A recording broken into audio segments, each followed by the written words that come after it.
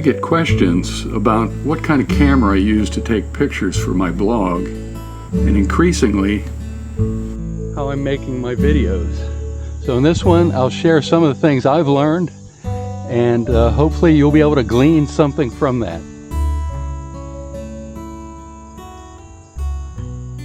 So this is a spread of the gear that I use when I'm making my riding videos. I don't always have it all with me, but often I do.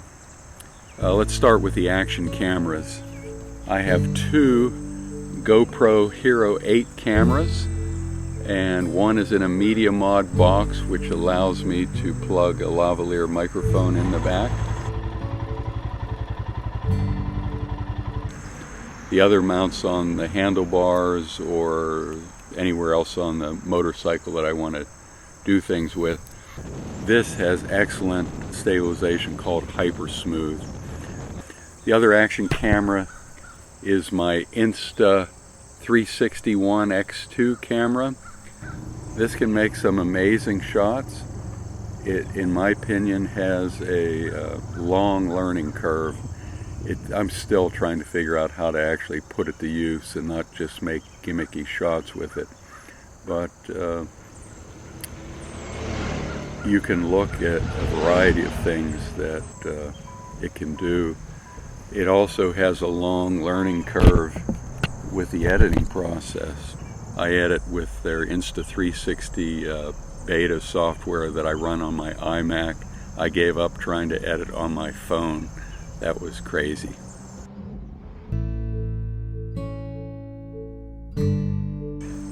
For still photos and also static video shots, I use a Canon G5X. It's a great camera.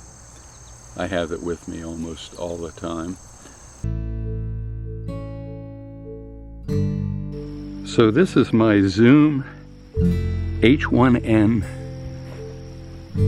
digital voice recorder, and I use this for shots that I'm using double system sound, and by that I mean I'm recording the visuals on one camera, recording the sound on a separate recorder, and then putting them together in the editing room.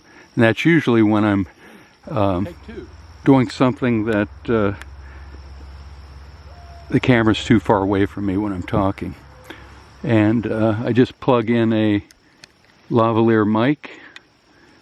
I have a dead cat, that's that fuzzy thing here, and it cuts down on wind noise. I hook that to the lapel of my jacket. I start this recording, and the trick I learned is I'll put my hand in front of the camera, though it doesn't even need to be, and I just snap my fingers, and then in the editing room I can see those three spikes. I line them up, the sound on the camera, the sound on the separate audio, and put them together. It works pretty slick.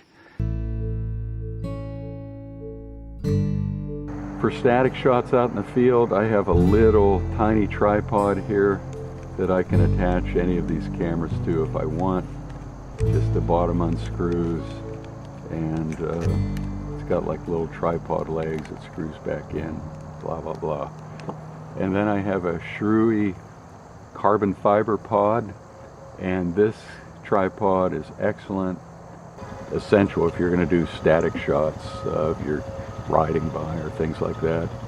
I have a clamp with a ram mount on it that I can mount these cameras to, and mount the clamp anywhere on the scooter or motorcycle that I find a place to clamp it.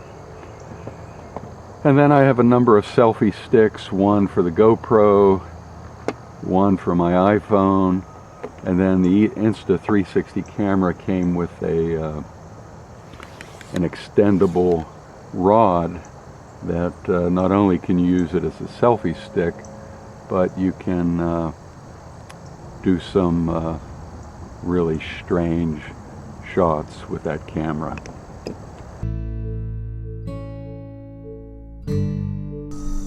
So one other thing to think about when you're considering equipment is how you're going to put your videos together.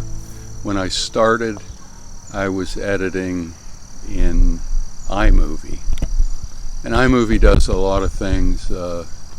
It's a pretty good editing package on the Mac platforms, but it was definitely limited in terms of audio control and control of text. So I've moved to Final Cut Pro, and it has a learning curve to it, but I can edit much more quickly now, and I'm not frustrated by the limitations of the software.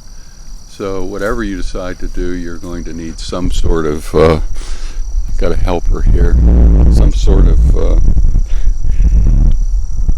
editing program. And the other is, these video files are enormous, and you really need to, what's wrong? You really need to have a strategy to store all those files.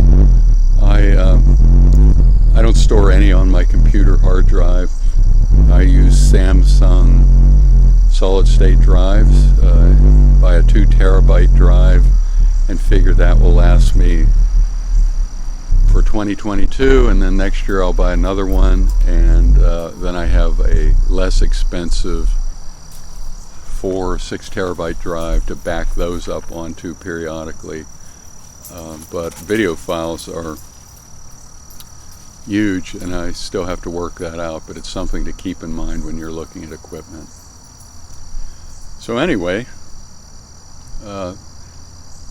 I think that covers most of the things that came up when I was looking at making videos and stumbling along. So I hope you find something useful out of this, and if you have any questions, leave them in the comments. I try to reply to all those.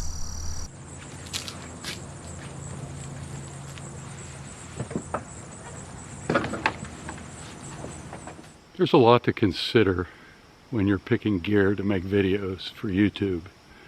And that's both the gear you use out in the field while you're riding, and then the gear you need when you get back home and you're trying to edit and put together a piece. My only suggestions are take your time, practice, keep making videos, and it does get easier as you go. But I can tell you, every time I go out, I still have challenges.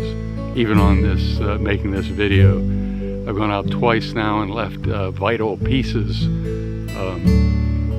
back at the house that I really needed to improve this video, but what can I say? That's it. But anyway, till next time, this is Steve Williams, and this is Scooter and the Sticks. Be well and ride safe.